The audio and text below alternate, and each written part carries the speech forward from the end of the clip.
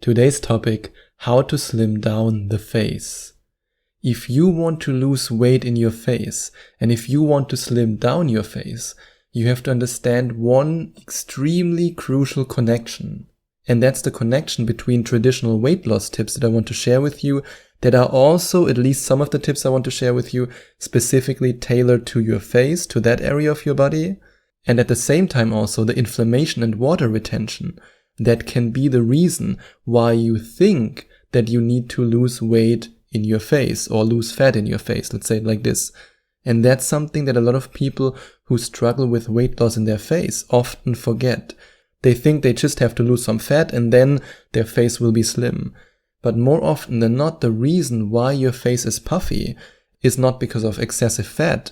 It's often and sometimes also because of inflammation and water retention. And that's why I want to address this topic in a holistic way.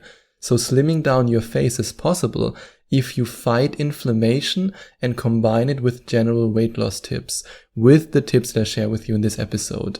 Because yes, our body can store inflammation in the face, and sometimes our face also stores water, which then makes your face look puffy.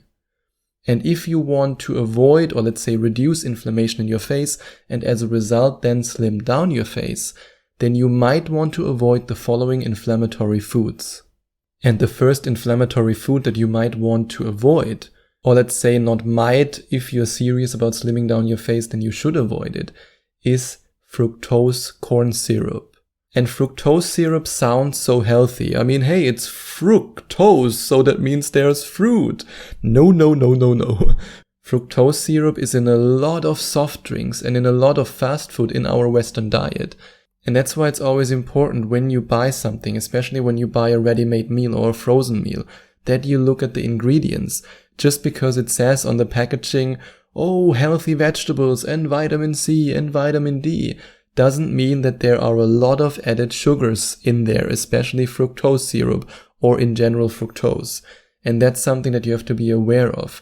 And you also have to be aware of artificial trans fats, which is also in processed foods and a lot of fast food, in a lot of the fast food chains whose names I can't mention over and over again, otherwise at some point they will sue me and say, no, we are healthy. Well, you know which fast food chains I mean. And also, one thing that you have to be careful about, or let's say one inflammatory food that you have to be careful about, are refined carbohydrates. That's why I always say get your carbohydrates from natural sources. Get your carbohydrates from sweet potatoes, from quinoa. But don't get your carbohydrates from the sources where so many people get them from. And yes, I'm talking about the delicious pasta and the delicious pizza. But if you only eat refined carbohydrates, this can then lead to you gaining weight and to you storing fat in your face and also to you having more inflammation in your body. And when you think about it, if you, for example, get your carbohydrates from sweet potatoes or potatoes, sweet potatoes and potatoes are very low in calories, even though for some reason there is this belief that if you eat a lot of potatoes, you will get fat, which is not true at all, at least in my understanding and from my scientific research. In fact, there's even a popular potato diet. Potatoes compared to pasta and pizza and especially also white bread is very low in calories, but you can get your energy, your carbohydrates from these natural sources. And also be careful with processed meat. Processed meat is highly inflammatory.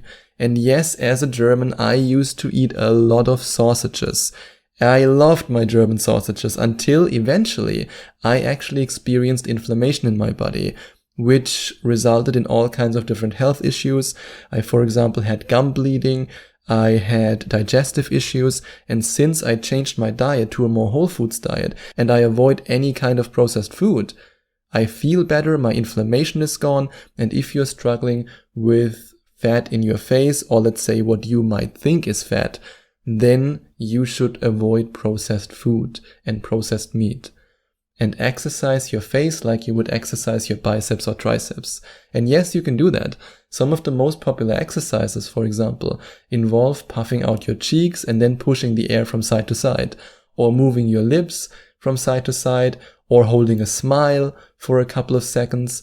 And although the evidence of the effect of these exercises is very limited, One review actually reported that facial exercises may build muscle tone in your face, and because of the lean muscle tissue that you then build, your body's ability to burn fat in this region will improve. But I have to be honest, from the studies that I've read, only one report actually showed that there is a significant effect.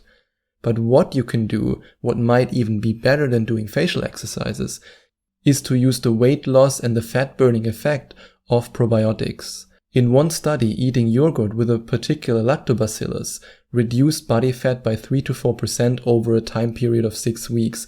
And there's another study of 125 overweight dieters where they investigated the effect of another lactobacillus on weight loss and weight maintenance. And women who were taking the probiotics lost 50%, think about it, 50% more weight over 3 months compared with those taking a placebo pill. And now you might be asking yourself, what's the best weight loss supplement for me? What's the best probiotic weight loss supplement for me? Because as I just said, the women who were taking the probiotics lost 50% more weight over a period of 3 months. And I only recommend one supplement that contains probiotics that are processed in a way that your body has the potential to easily absorb them and use the power of these miracle molecules. And if you want to find out more about this supplement, you can click on the first link in the description, or you can go directly to loseweightpodcast.com/video if you want to watch the video presentation. Or you can also alternatively click on the second link in the description or go to loseweightpodcast.com/letter and read about the scientific evidence and the science behind this supplement. And this is really the only weight loss supplement that I recommend to you. And then drink more water and stay hydrated. A lot of studies suggest that drinking water, especially when you drink water before your meals, can make you feel full.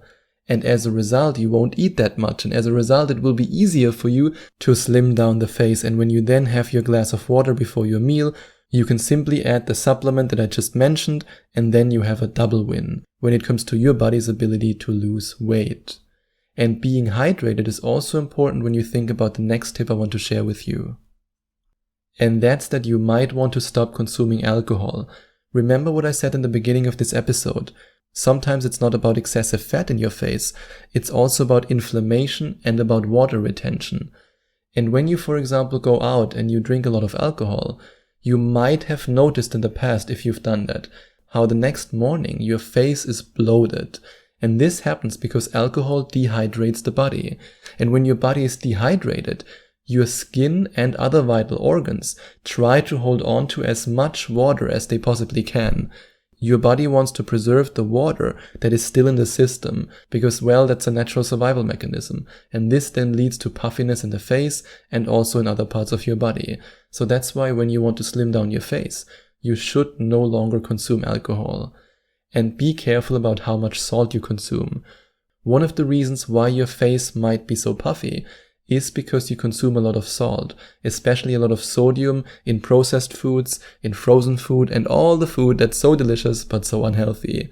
And salt tends to retain water in your body, which then causes puffiness. But what if inflammation is not the reason? What if water retention is not the reason? What if it's really fat in areas where you don't want to have fat? Then you might want to click on the first link in the description and watch this video, or on the second link in the description if you want to read more about the science behind this weight loss supplement. And yes, this truly is the only weight loss supplement I recommend.